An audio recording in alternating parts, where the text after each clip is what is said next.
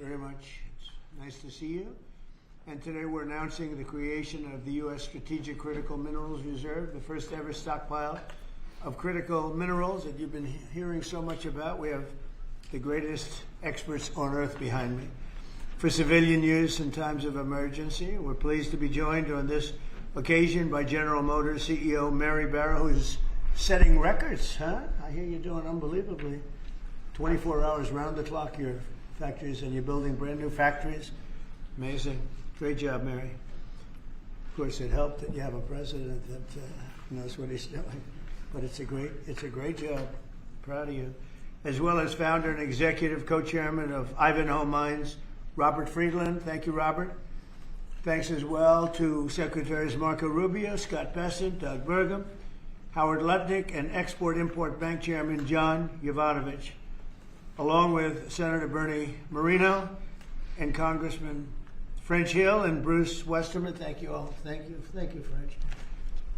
For years, American businesses have risked running out of critical minerals during market disruptions. Today, we're launching what will be known as Project Vault to ensure that American businesses and workers are never harmed by any shortage. We don't want to ever go through what we went through a year ago. Just as we, although it did work out, thank you. Just as we have long had a strategic petroleum reserve and a stockpile of critical minerals for national defense, we're now creating this reserve for American industry so we don't have any problems. This historic initiative will combine $10 billion in export-import bank financing with $2 billion in private sector financing, and we even expect the American taxpayer to make a profit from the interest on the loan used to start the Project Vault. It's an amazing thing. They've been talking about it for years. Other presidents did a lot of talking, but they didn't do anything. Over the past year, my administration has taken extraordinary steps to make sure the United States has all of the critical minerals and rare earths that we need. We're investing in mining projects, we're expediting federal permitting. The federal permitting, and a lot of it is Lee Zeldin, who's been fantastic, but federal permitting is such a big deal. And we're doing that. The permitting of mines and signing major critical mineral deals with countries from all over the world, and we're getting along with all of them. Every one of them, they want to be in the proper position. We're working very well with countries from all over the world. Today, we're building on these achievements with this vital new reserve. And now I would like to ask Ex-Im Chairman John Yovanovitch to say a few words, followed by our friends from business and Congress. We'll go over that. But we have some great business leaders, the best, here today. And John, if you would start it off, that'd be great. Yeah. Thank you. Thank you, Mr. President. The President gave us a very clear directive.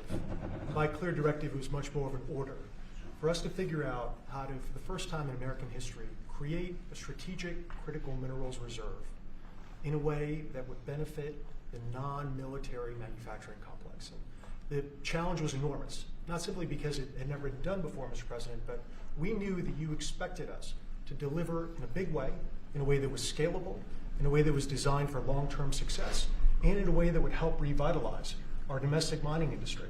But most importantly, most crucially, that it not be subsidized by American taxpayers. And so that's exactly what we've done.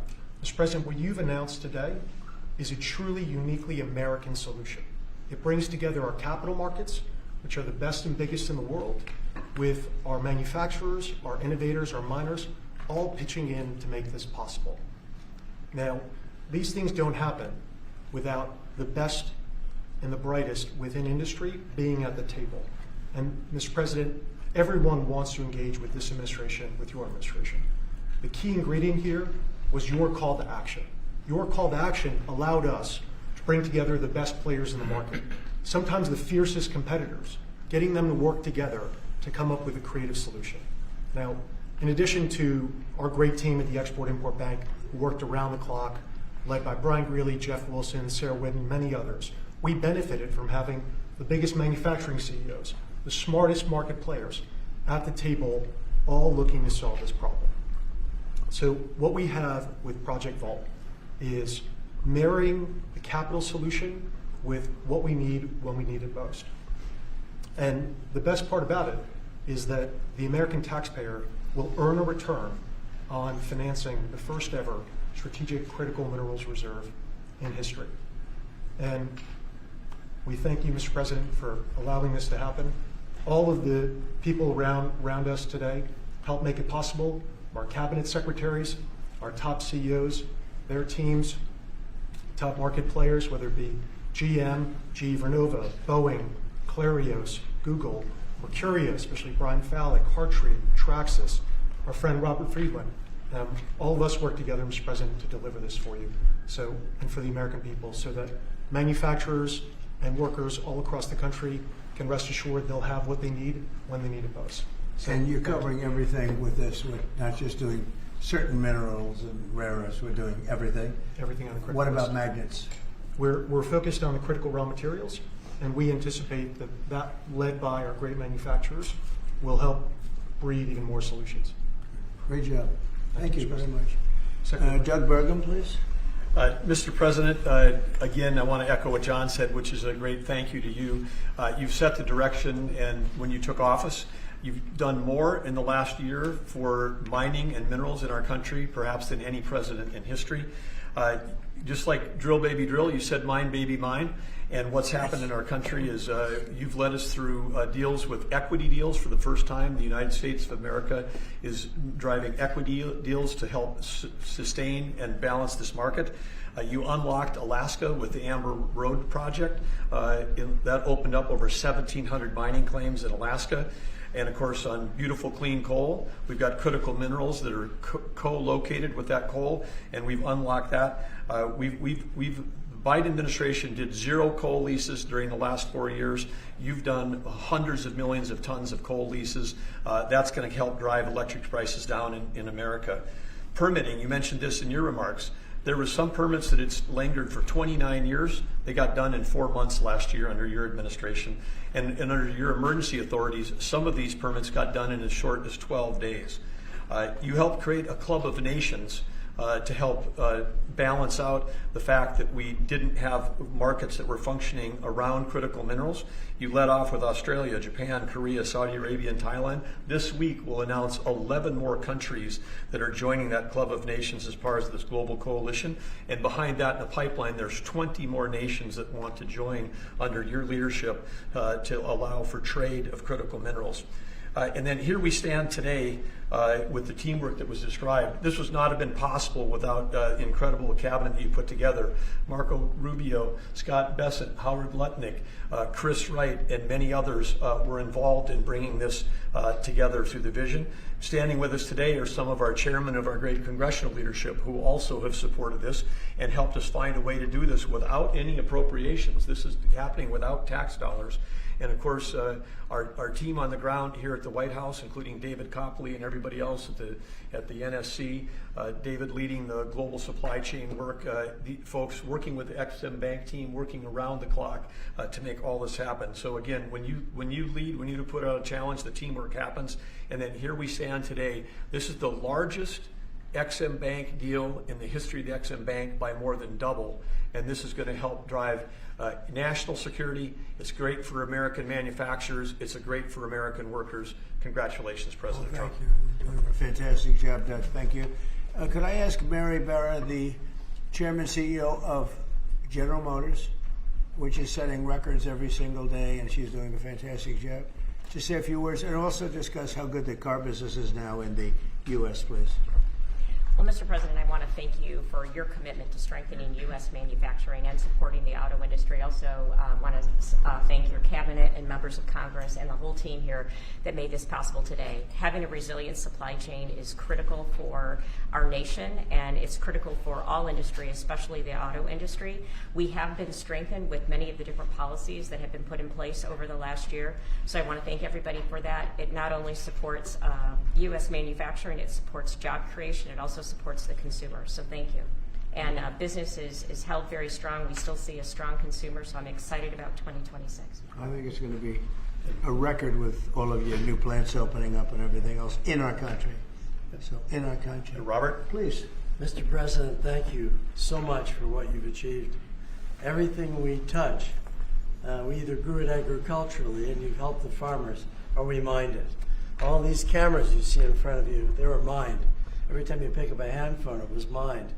And so stimulating the ability for the miners in this country to help you industrialize the country, the salt of the earth, and we're super excited that America is doing something for not only our national security, but for the reindustrialization of the country, because you can't reindustrialize Detroit with a lot of metal.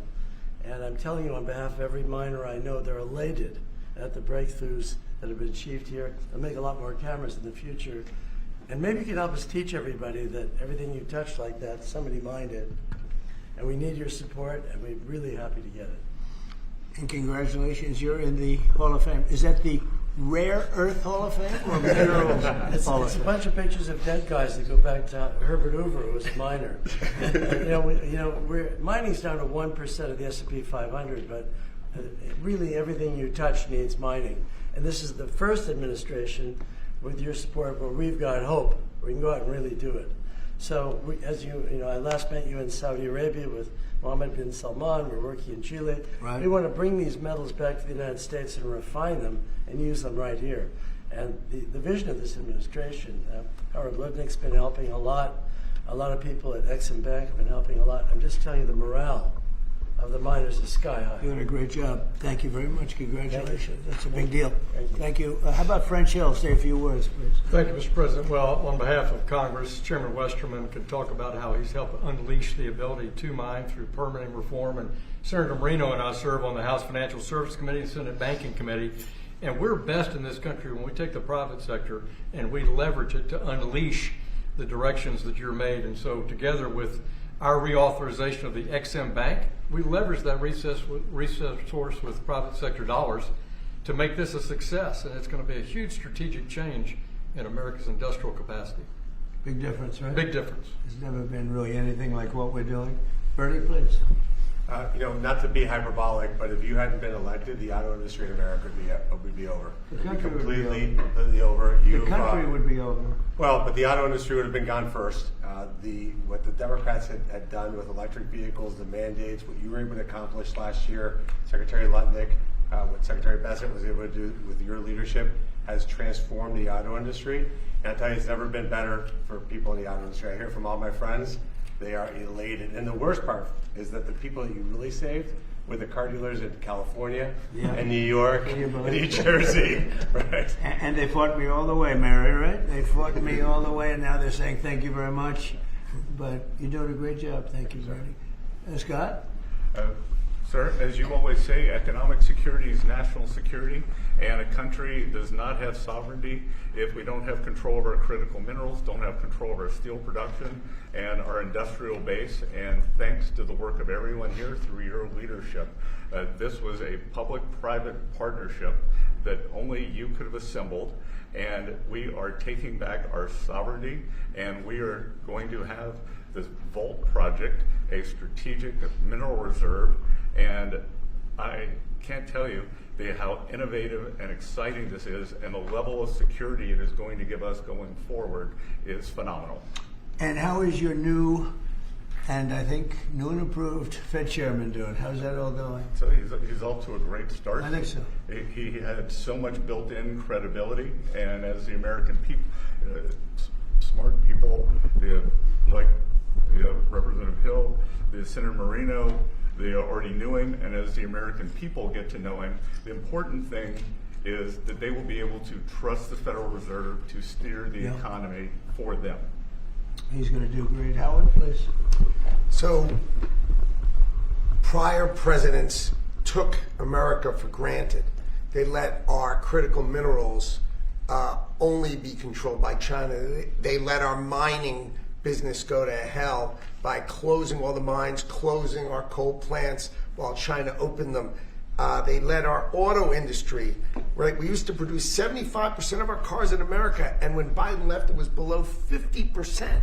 We were just letting all of these industries just be shredded from America. And thank goodness you are in this chair, changing it and taking it back. We are taking back critical minerals. We are taking back mining. We're taking back the auto industry. You're going to watch us take back pharmaceuticals. We're going to take back semiconductors. None of this could possibly happen without your leadership. And it is the most fun to stand back here with your leadership, because we are changing America back and making it great again. That's very true. Anybody would like to say anything else? Amen to that. You guys okay? Everything all right? Chairman Butcher. Well, thank you, Mr. You're President. such a good man. Go ahead. It's a great day, and it couldn't have happened without your leadership. And I think people will be talking about this for a long time, because we're bringing back American mining and American manufacturing. You know, God blessed our country with abundant resources. Secretary Burgum talked about the Ambler Road. 49 critical minerals that can be mined in sufficient quantities just in that one area, but from northern Minnesota, Arizona, my home state of Arkansas, we are blessed with all these minerals. They're just in the ground. But when we get them out of the ground and not only mine them, but refine them and process and manufacture with them, it'll unleash great wealth for our country, and that'll just build on all the other successes. So thank you for what you've done. It's a great day. And how does it feel to be in the Oval Office? Is that crazy? Were you ever here?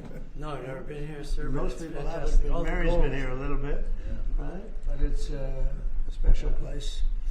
Never been so beautiful either. Yeah, questions, please. Mr. President, speaking of the Fed, would you like to see Janine Pirro drop the investigation into Chairman Powell to help?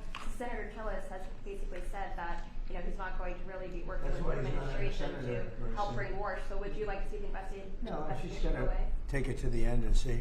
Like, you're doing a small renovation, and they've spent almost $4 billion doing a small renovation.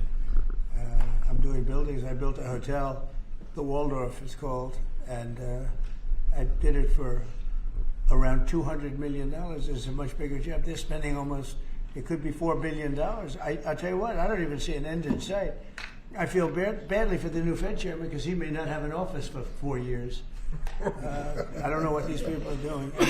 So it's either gross incompetence or it's theft of some kind, or kickbacks. I don't know what it is, but Janine Pirro is incredible, and she'll figure it out. But no, you want to take it and just find out what happened, because we can't go around doing a renovation of a small little complex, very small, a couple of little buildings, and spend billions and billions of dollars on it. Something went wrong. We have to find out what it was. Yeah, please. Mr. President, thank you. Speaking of renovations, you announced you wanted to build a new and spectacular entertainment complex at the Kennedy Center. Right. Do you plan on tearing it down, and how much will all of the renovations cost? Probably around $200 million. And, it's funny, in real estate and building, I've done so much of it. I've done so well with it. You want to sit with something for a little while before you decide on what you want to do. And, we sat with it. We ran it. It's in very bad shape. It's run down. It's dilapidated. It's sort of dangerous. Things fall out of ceilings. You've seen it. And we had some big events there. We had a lot of great events there over the last year, but you can't do any work because people are coming in and out, and you have the workmen. We have a marble man over there the other day. He said, every time I put down a piece of marble, people are stepping on the marble. They don't even have time to dry. And you can't do the same quality job if you close it, and we're fully financed. And so we're going to close it, and we're going to make it unbelievable, far better than it ever was. And we'll be able to do it properly. I was thinking maybe there's a way of doing it simultaneously, but there really isn't. And we're going to have something that when it opens, it's going to be brand new, beautiful. I'm not ripping it down. I'll be using the steel. So we're using the structure. We're using some of the marble, and some of the marble comes down. But when it's open, it'll be brand new and really beautiful. It'll be at the highest level. We can do a much better job, probably in a way a faster job in terms, because when you do it piecemeal, for instance, they have a play tonight, and you can't do anything. You have to pull out everything, and you can't have stanchions all over the place, and people are walking in to see a play. So we'll be closing it sometime around July 4th. It's like we'll close it on July 4th in order to do something great for America, and then we're going to build it. We have great contractors. We're going to build it, and we'll do it right. We're using the highest grade marbles, the highest grade everything. It'll be brand new. Tremendous carriers putting in the air conditioning, or I guess they're a bidder, but they're probably going to get it. Carrier. We're going to have all brand new air conditioning, heating. The steel will all be checked out because it'll be fully exposed. It's been up for a long time, but as anybody knows, it was in very bad shape. Wasn't kept well before I got there. So we're going to make it. I think there won't be anything like it in the country. Sir, Mr. President? Yeah, please. About your meeting with President Petro later this week, He's been quite critical of you since you spoke back in January after the Maduro raid. What would you like to hear from him tomorrow in terms of drug trafficking in Venezuela? What are your expectations? Well, we're going to see. I mean, he's been very nice over the last month or two. He was certainly critical before that, but somehow after the Venezuelan raid, he became very nice. He changed his attitude very much. So, no, I look forward to seeing him. He's coming in. We're going to be talking about drugs because tremendous amounts of drugs come out of his country.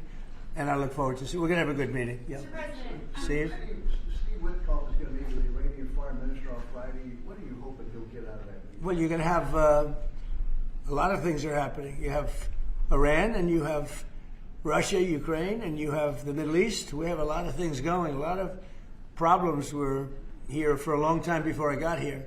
We settled 8 wars, and I think we're doing very well with Ukraine and Russia. For the first time, I'm saying that. I think we're going to maybe have some good news. We're losing 25,000 people a month are being killed in that war, ridiculous war. 25,000. It was 31,000 last month. Think of it. Young, beautiful kids, the kids of parents, their parents. It doesn't affect us in one way, but in another way, it's 25,000 souls that if I can solve it, we're not spending money like Biden did. He gave $350 billion away. I make everyone pay. And the United Nations, they're a little bit involved, but if you take a look at what's happening, the countries of Europe are paying us for the weapons. So we have NATO paying, we send missiles over there, they pay us in full. It doesn't cost us 10 cents. And we make money, I guess, but I don't even want to talk about that. Because what I really want to do is save those people from dying. They lose, Mary, can you imagine 25,000 to 30,000 people a month? That's like a stadium full of people every single month. And, I was blessed with something where I can get these things done. Got 8 of them done. I thought all 8 were going to be more difficult than this one. I thought my relationship with President Putin would give us a, much easier road. But there's tremendous hatred between Zelensky and Putin. Tremendous hatred. I mean, it's a shame, but it's taken longer than we thought. I did call up President Putin, and he's agreed. He's put it out to. They have the same cold wave that we do. Maybe different because it's pretty far away, but it's the equivalent. And Ukraine's a very cold country. It's much colder than us. It's colder than, they say, on average, it's Canada or colder. And on top of that, they have a tremendous cold wave. And I asked him if he wouldn't shoot for a period of 1 week, no missiles going into Kiev or any other towns, and he's agreed to do it. So it's something. What about Iran's nuclear program? Do you think Mr. Witkoff can deal on that? Well, we're talking about that. We have ships heading to Iran right now, big ones, biggest and the best. And we have talks going on with Iran. We'll see how it all works out. Mr. President, Mr. President, the Pentagon released National Defense Strategy last week, and it says... Where are you from with that, nice? I'm from Europe, Good. from Lithuania, Baltic states. Good. National Defense Strategy says that U.S. will provide critical but only limited support for European defense. What does that mean, limited support? Will U.S. still provide... Well, we get along very well with Europe. I do. Because, don't forget, I got the GDP lifted from 2% to 5%. Nobody thought that could be possible. And they're giving us a lot of that money. We have the best military equipment. We're selling it to NATO. But I get along very well. But Europe has to be careful because, there are those that say it's no longer recognizable between immigration and energy. It's... There's so much potential.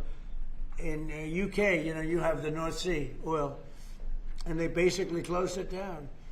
And then they buy energy from Norway, which is the North Sea oil. So you figure that one. And Norway's got trillions of dollars. They have to be careful. You need energy, and you can't do the windmills because the windmills, you're supposed to make money with energy, not lose money. So I'm very disappointed. I love Europe. I love the people of Europe.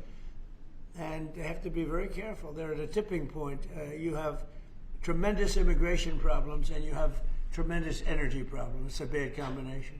Mr. President, thank you, Mr. President. Kristi Noem just announced that you're deploying body cameras to Minneapolis. What's your thinking behind this decision, and do you want to see this? Well, it wasn't my decision. I leave it to her. They generally tend to be good for law enforcement because people can't lie about what's happening.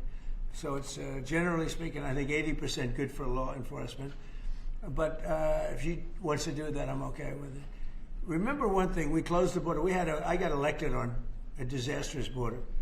and we have nobody coming in through our border anymore. We had 25 million people come in 4 years through our border. Many of them were murderers and drug dealers and mentally insane from mental institutions and insane asylums.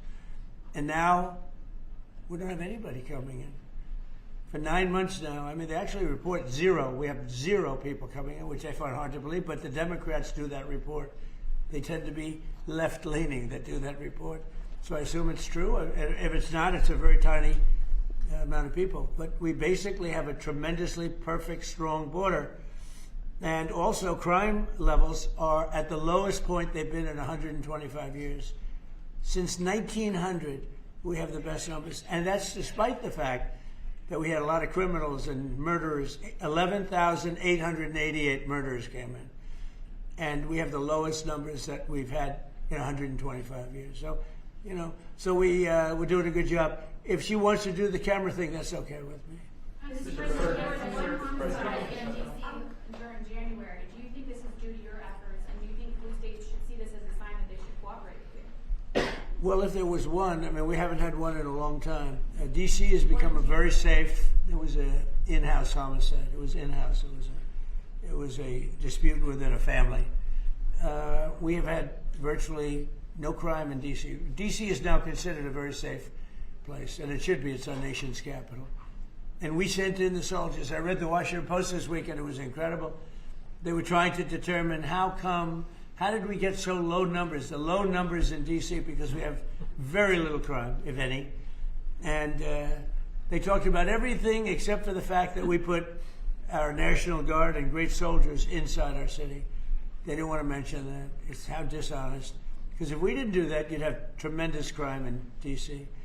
And I get thanked every single day by people that work in the White House.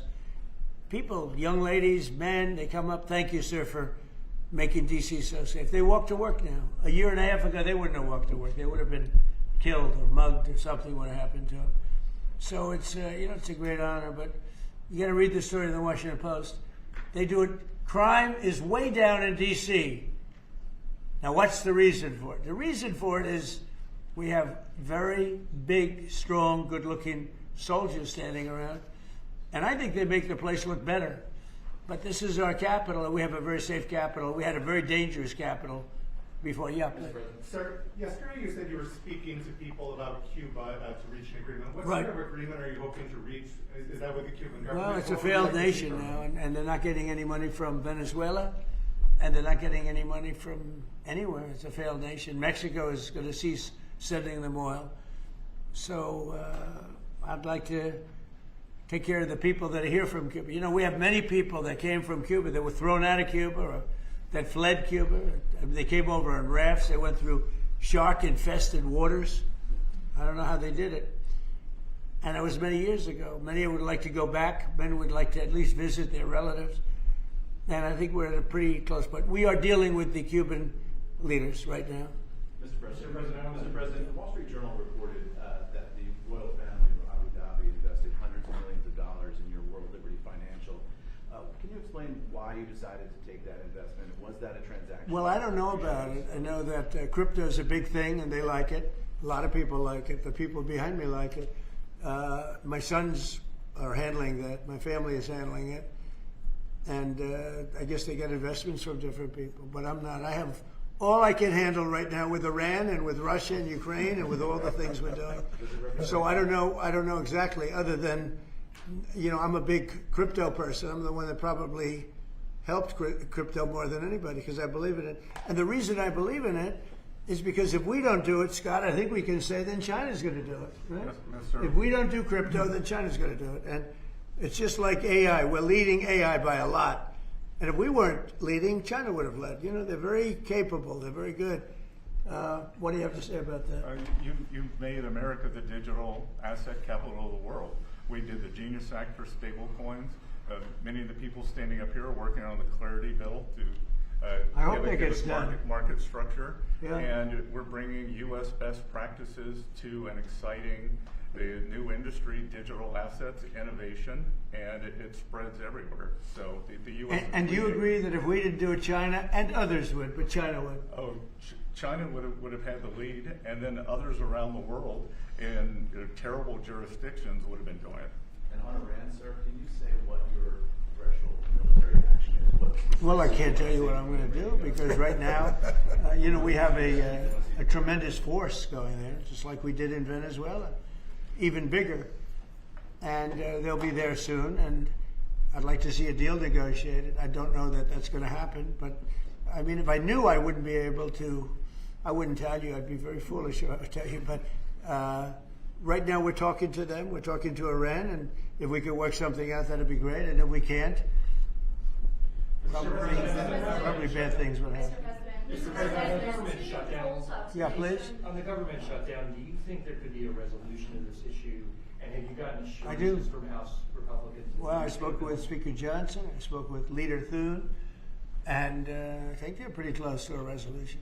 We were at 5.6% GDP, and we lost 1.5 points because of the 42-day shutdown. Think of that. We would have been at 7. Nobody ever saw a number like 7.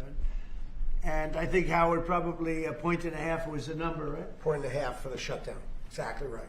And it's very bad for our country. But despite that, we have the highest numbers we've ever had. We're doing well.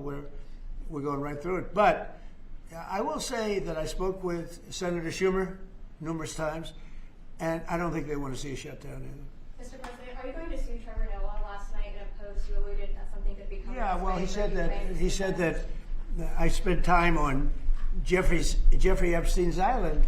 I didn't. I mean, he's a lightweight. This guy is a terrible. I think he's terrible. I thought he did a terrible job at the Grammys. I thought the whole Grammys was terrible. I watched part of it. It's not watchable. But he was a lousy host. I'd say not as bad as Jimmy Kimmel, but pretty close. And no, he made a statement about me and Jeffrey Epstein. I have nothing to do with that. I have nothing to do with Jeffrey Epstein. And in fact, if you look at the DOJ, they announced, they released 3 million pages. It's like this is all they're supposed to be doing. And frankly, the DOJ, I think, should just say, we have other things to do, because that whole thing has turned out, I mean, other than Bill Clinton and, Bill Gates and lots of people that there are a lot of questions about it, but nothing on me. But it was even sort of better than that, because they found that Jeffrey Epstein and this sleazebag writer named Michael Wolff were conspiring against Donald Trump to lose the election. So Epstein was conspiring with a writer for me to lose the election. So right there, that I had nothing to do with this guy. But yeah, it's a terrible thing. The amount of time that's being wasted. When Epstein was alive, like 10 years ago, nobody cared about it. But they're only doing it. But now it's really hitting back on them because Bill Clinton is such a big part of it. The Democrats are pushing it. And the problem is that it's turning out to be the Democrats that were with and conspired with Epstein. So I think you're probably going to see a little pullback from them. But think of it. They were working together to try and help me lose the election. But this is the Oval Office, so I guess that didn't work out too well. Okay, one more question. Mr. President, do you have an update on U.S. troop level in Europe? Are you planning any force reductions? No, we have a great relationship with Europe. We have a great relationship with our troops. One of the best things that I can say is that if you go back a year and a half ago, so I'm running for election, they had the worst recruitment numbers in the history of our country. Nobody wanted to join the military, or nobody wanted to join the police. Nobody wanted to join the fire departments. We couldn't get anybody to be a proud member of our country. And now, Doug, as I told you before, now we have the best recruiting numbers that we've ever had in our military. Army, Navy, Air Force, Marines, Space Force we love, and Coast Guard. I love the Space Force. It's doing great. But now we have waiting lists on everybody wants to join. You know why? Because people are proud of our country. Because our country is doing great. I think Mary can say the same thing. You had lots of people not working so well, and now you just wish you could get them in faster. I know that it's hard to get them. Yeah, we continue to bring people in and have training programs. We're Right. investing in the U.S. Training workforce. people. Yes. But 2 years ago, you didn't see anything like this. It's amazing what's happened. So we have the number one in the history of our country. We've never had more people that want to join our armed forces than we do right now. And a year and a half ago, nobody wanted to join. They were embarrassed by our country. They were embarrassed by our leadership. And now they're proud of our country, and they're very proud of our leadership. And a lot of the leadership is right behind me. Thank you very much, everybody. Thank you, Fred. Thank you.